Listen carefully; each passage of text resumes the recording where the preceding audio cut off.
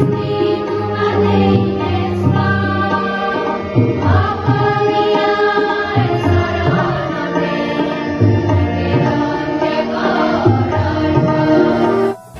ঘোষিত হাইস্কুল শিক্ষান্ত পৰীক্ষা আৰু উচ্চতৰ মাধ্যমিক চূড়ান্ত পৰীক্ষাত সুখ্যাতিৰে উত্তীৰ্ণ হোৱা পশ্চিম নলবাৰী অঞ্চলৰ শিক্ষাৰ্থীসকলক আজি পশ্চিম নলবাৰী আঞ্চলিক ছাত্ৰ সন্থাই অভিনন্দন জনায়।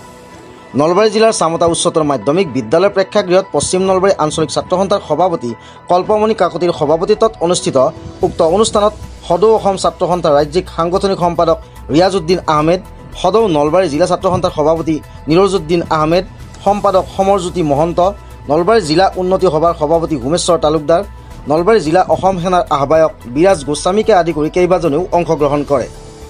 সদৌ নলবাৰী জিলা ছাত্ৰ সন্থাৰ সভাপতি গুণজ্যোতি পাঠকে উদ্বোধন কৰা অভিনন্দন অনুষ্ঠানটোৰ আঁত ধৰে পশ্চিম নলবাৰী আঞ্চলিক ছাত্ৰ সন্থাৰ সম্পাদক নয়নজ্যোতি শৰ্মাই।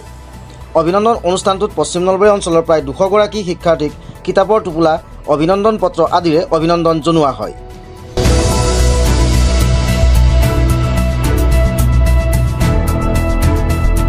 অতুল ভূঞাৰ প্ৰতিবেদন, প্ৰতিবেদক লাইভ। আজি পশ্চিম নলবাৰী আঞ্চলিক ছাত্ৰ সন্থাৰ উদ্যোগত চামতা হাইস্কুলৰ প্ৰেক্ষাগৃহত যি অনুষ্ঠিত বিশেষ অভিনন্দন অনুষ্ঠান, এই অনুষ্ঠানত আমি 102 গৰাকী ছাত্ৰ ছাত্ৰীক সম্বৰ্ধনা জ্ঞাপন কৰাৰ কাৰণে আমি আয়োজন কৰিছোঁ।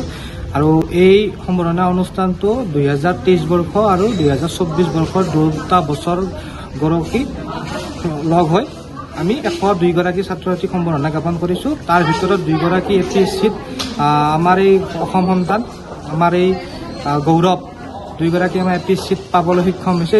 তেখেতসকলক আমি এই অনুষ্ঠানটোৰ জৰিয়তে আমি অভিনন্দন জ্ঞাপন কৰিছোঁ। আৰু এই সদৌ অসম ছাত্ৰ সন্থাৰ আমি আহ্বান পশ্চিম নলবাৰী আঞ্চলিক ছাত্ৰ সন্থাৰ প্ৰতিটো বছৰতে আমি এই আঞ্চলিক ছাত্ৰ সন্থাৰ অভিনন্দন অনুষ্ঠান আমি অনুষ্ঠিত কৰি আহিছোঁ আৰু পৰৱৰ্তী সময়তো আমি অনুষ্ঠিত কৰি যাম। এই অভিনন্দন অনুষ্ঠানৰ জৰিয়তে ছাত্ৰ ছাত্ৰীসকলৰ যি উৎসাহ, এই উৎসাহ আমি সদায়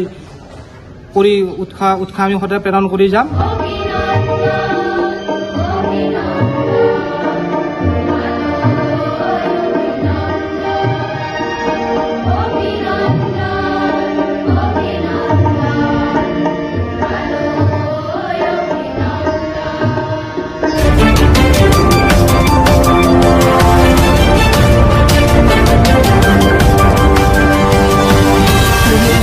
প্ৰতিবেদক লাইভ, পোহৰৰ দিশে এখোজ।